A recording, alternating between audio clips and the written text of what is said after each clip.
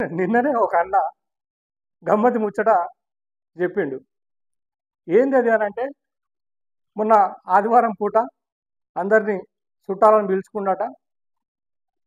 పిలుచుకొని ఇగ ఆదివారం బోనాలు మనందరికీ తెలిసిన విషయమే. అందరిని పిలుచుకొని మంచిగా ఇంటికాడ ఆ బాటిల్స్ పెట్టుకొని అదే దానికున్న సామాగ్రి, తినే సామాగ్రి అంతా పెట్టుకొని కూర్చున్నాడట. కూర్చోగానే వచ్చి బాటిల్ అందుకొని పోయింది. ముందే ఆ రోజు వైన్ షాపులు బంద్. ఆ మందు పట్టుకొని పోగానే అన్నకు పరిచయం మొదలైంది. ఏంది దాన్ని బతిలాడంగా ఆడ వదిలిపెట్టి పోయిందట. అప్పుడు ఊపిరి పీల్చుకున్నటువంటి పరిస్థితి. ఒకసారి ఫోన్ చేసి ఆ పరిస్థితి ఏందో అడిగి తెలుసుకుందాము. అయితే ఈ కోతుల బెడద అనేది చాలా తీవ్రంగా ఉన్నది.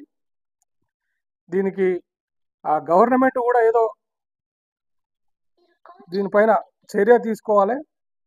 చర్య తీసుకొని ఈ కోతుల్ని లేకుండా చేయాలి. ఇక్కడనే నగరాల్లోనే, పట్టణంలోని ఈ పరిస్థితి ఉంటే గ్రామాలలో ఇంకెంత ఉంటుందో చూడండి. ప్రతి ఇంటిలో చిందరవందర చేస్తున్నటువంటి పరిస్థితి ఈ కోతులు ఖచ్చితంగా చేస్తున్నాయి.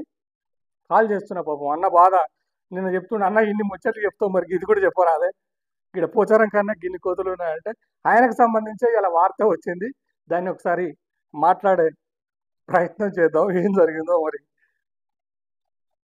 బాటిల్ పెట్టుకొని కూర్చున్నాడు. బాటిల్ పట్టుకపోతానికి ఆయన బాధ కాదు.